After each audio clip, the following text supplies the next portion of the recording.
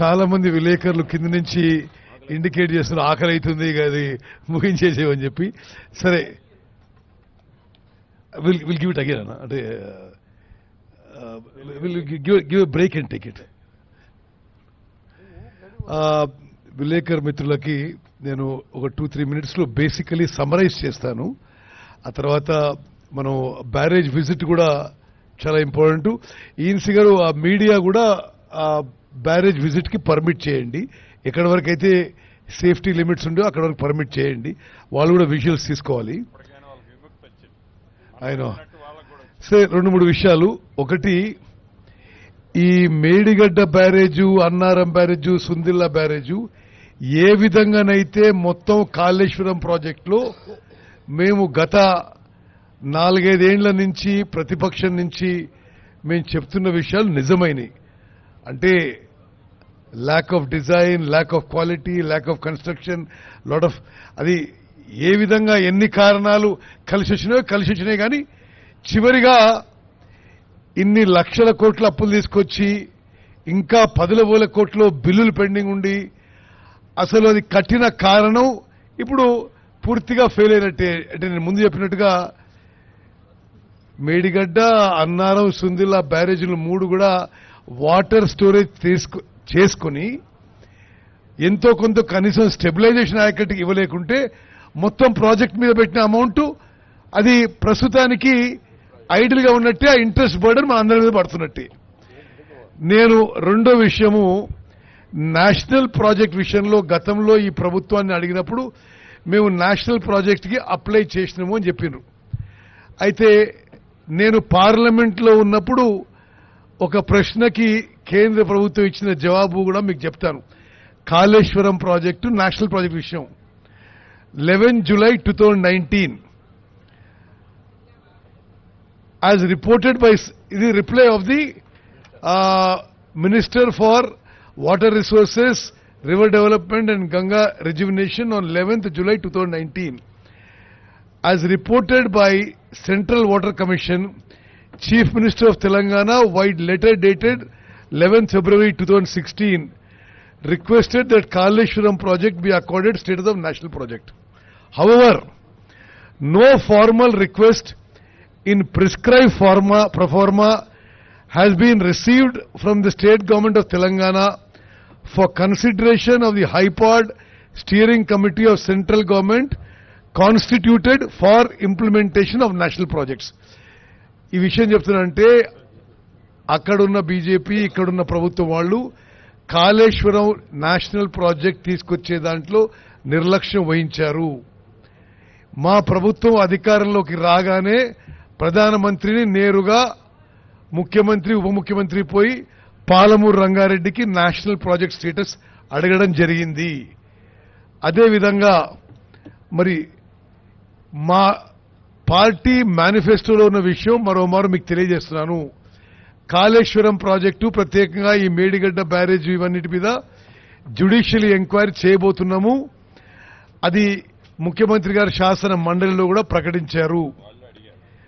రెండో విషయము, Palamuru రంగారెడ్డికి national project status కోసం కొట్లాడతాము.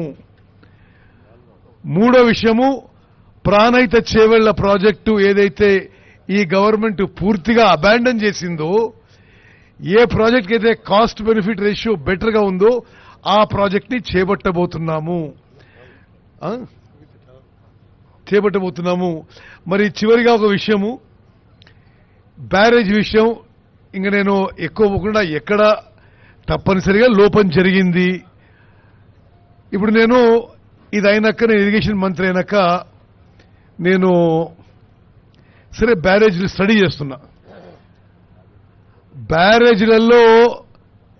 బ్యారేజీలలో సాధారణంగా మీరు ధవళేశ్వరం బ్యారేజ్ కానీ, ప్రకాశం బ్యారేజ్ కానీ, భారతదేశంలో ఉన్న అన్ని బ్యారేజీలు కానీ, ప్రపంచంలో బ్యారేజీల్లో స్టోరేజ్ కెపాసిటీ ఎప్పుడూ 2-3 టీఎంసీ కంటే ఎక్కువ ఉండదు.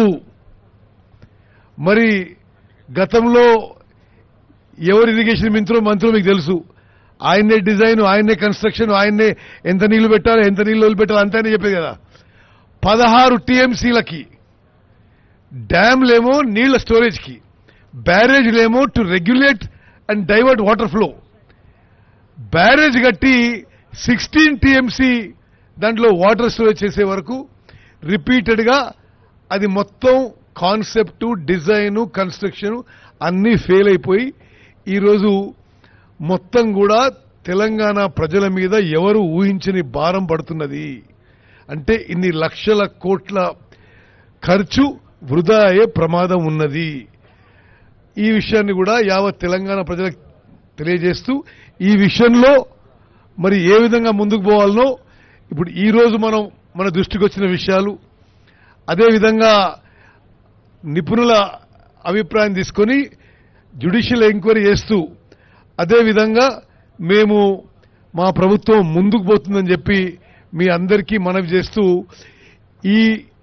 ఈ ప్రాణహిత చేవెళ్ల కాళేశ్వరానికి మార్చడంలో నిస్సందేహంగా అది నీటి లభ్యత ఇతర విషయాల కంటే రాజకీయ కోణం, ఇతర కోణమే ఎక్కువ కారణం అని చెప్పి మా సందేహం ఇప్పుడు అది క్లియర్ అయిపోయింది. ఓకే మిత్రులారా, ఇది ఈరోజు ఈఎన్సీ గారి ఇతర ప్రశ్నలకి కూడా వారు రాసుకొని మళ్ళోసారి రివ్యూను రైటింగ్లో పంపించమని చెప్తాం.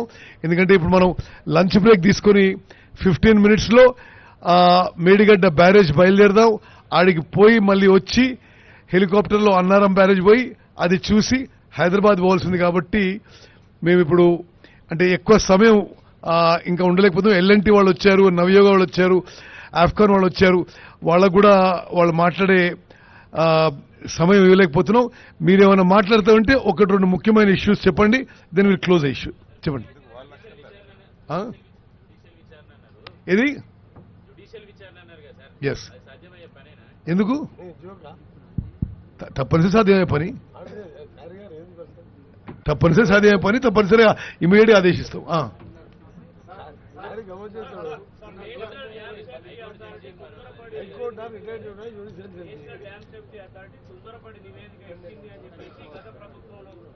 స్పెషల్ చీఫ్ సెక్రటరీ ఒక లేఖ రాయడం జరిగింది.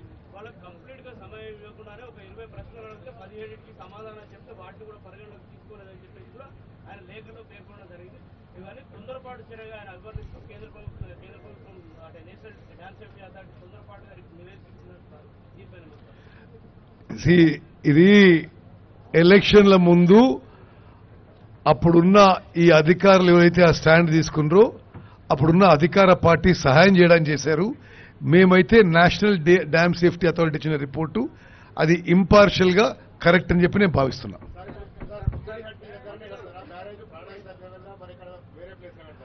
ప్రాణహిత చేవళ్ల ప్రాజెక్టు తుమ్మడిటి ఫస్ట్ ప్రియారిటీగా ఒకసారి రీఎగ్జామిన్ చేసి ఆ పనులు మొదలు పెడతాం.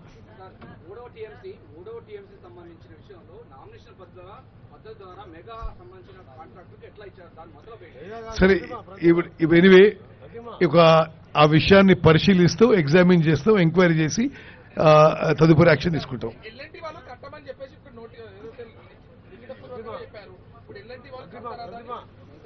సరే, అది ఈరోజు ఈ పత్రికా సమావేశంలో చెప్పే విషయం కాదు. మేము అందరితో చర్చిస్తున్నాం. ఒక సరి అయిన దాన్ని అవుట్కమ్ వస్తుంది. దానికి వచ్చారు కదా వాళ్ళు వచ్చారా?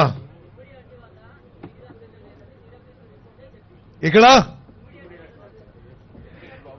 ఇవన్నీ అదే తుమ్మడేటి దగ్గర నీళ్లు ఉన్నాయని వ్యాప్కోస్ రిపోర్ట్ ఇస్తుంది. అదే వ్యాప్కోస్ అలా నీళ్లు లేవని తర్వాత ఇస్తారు. ఇది సరే, నేనుంటున్నా, మాకున్న అవగాహన మాకుంది. మేము కూడా గతంలో ప్రభుత్వంలో ఉన్నాము. ఈ నిర్ణయాలు కొన్ని రాజకీయ కోణం వల్ల ఇక ఇతర మతలబుతో తీసుకునే అని చెప్పి మా అభిప్రాయం. ప్రజలు మాకు మ్యాండేట్ ఇచ్చారు. ఇవన్నీ ఇరిగేషన్ శాఖని సరిదిద్దుతో ప్రక్షాళన చేస్తామని చెప్పి నేను మనం చేస్తున్నాను. మీ అందరి సహకారం కావాలి. భోజనాలు కూడా మనం మాట్లాడదాం.